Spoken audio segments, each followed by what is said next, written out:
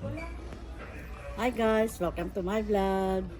And today's episode, nandito po tayo sa tindahan ng mga gamit sa sasakyan.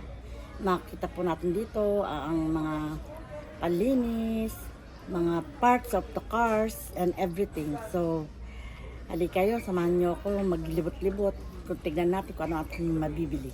So dito, meron silang panlinis ng kotse. Cloth po ito na magandang gamitin sa kotse para hindi siya magasgas. At ang halaga niya ay $27.99. Apat na laman sa isang balot. Pero pagka individual po ay 12 ang isa. Almost 13.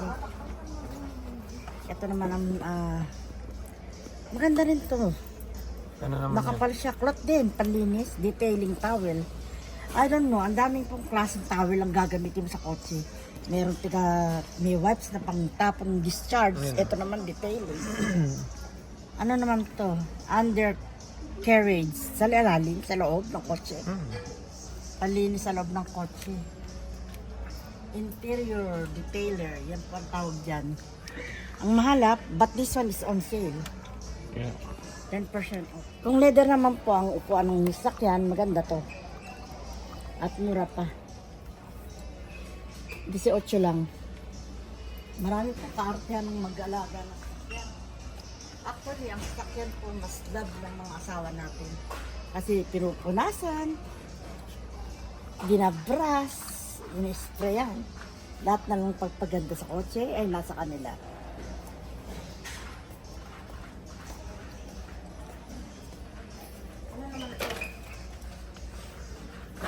Upuan.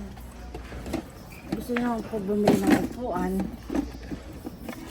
na para pagka pinipix nyo mga sasakyan nyo, ayan, gumugulong po yan na ganyan.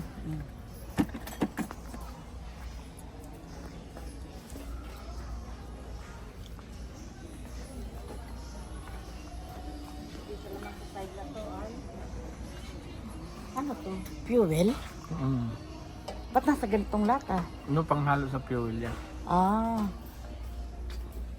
Yan, ang anak ko po. Fluid. Mga oil. Ito, importante po sa sasakyan. Pagka wala nang ganito, kailangan i-fill up, right, mahal? Hindi yan. Hindi ba yan? Cleaner yan. Ano? Ito? Ayan. Ito. Hindi, yun. Yan. Ito? Yan, mga oil. Ito yan, ang pang-fill up sa sasakyan nyo. Para saan to? Motor oil? 10W40. 5W30. Bawat sasakyan po may nakalagay na kung anong klaseng Na designated na ano ng quality designated ng na oil. quality ng oil na pwede nyo ilagay sa sasakyan nyo. Merong 5W20. Merong ano pa iba? May euro. Yung euro, may pang diesel na oil. Ito may 10W30. 5W30. 430. 5W30.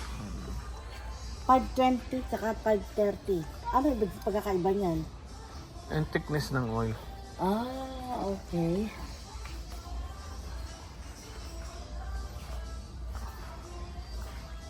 How much oil ba nilalagay sa isang sasakyan? Depende sa laki ng engine mo. So alam po, dito rin kasi kami dito.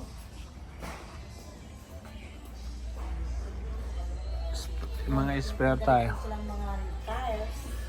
Asan yung malalaking tires ng kotse? Wala? Andun. Ayun.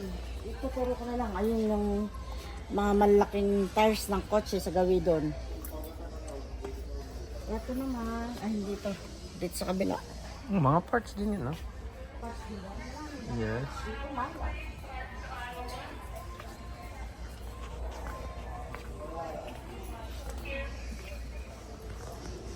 Tools and parts. Ito po ang mga tools ng kotse. Ano po mga to? Parts din yan. Yan. Mga radio, Bumili ng GPS. radio. Oh, ito pwede pala natin palitan yung atin mo. No, you don't need to. Yung BMW. Yeah. Hindi yan magkamats. Ayan, ang mga... Tsaka you have to bring it to Oh, meron sila BMW. nito yung malubak. Yeah. Yan yun. 600 watts, No. 160. Right there. Wow. Motor Master, Motor Right Master. there. Unsel. Ay, silba to eh. Ano to? 497. Yeah, 300 watts yan. Yung Pwede power pa ilagay- station, that's power station. Pwede palang ilagay sa ano yan, sa back, naka-back eh. Pwede. Power Ito station. naman para saan to mga guys, hulaan niyo po kung ano to.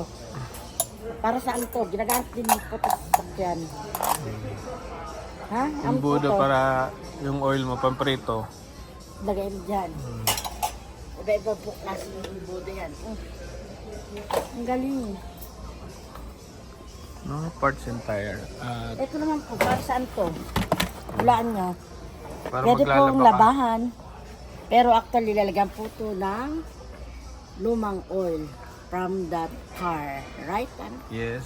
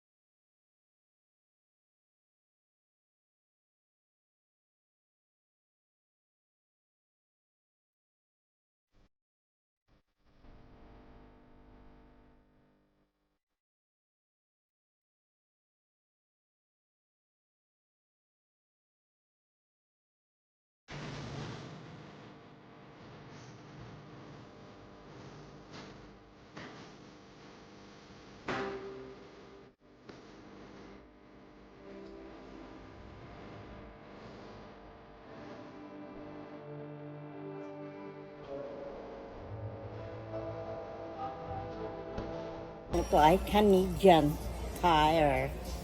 So, come and buy whatever you need. Hanggang dito na lang po ang vlog ko. Maraming salamat sa aking mga watcher, viewers, and subscriber. Magandang araw po at magandang buhay. Mwah!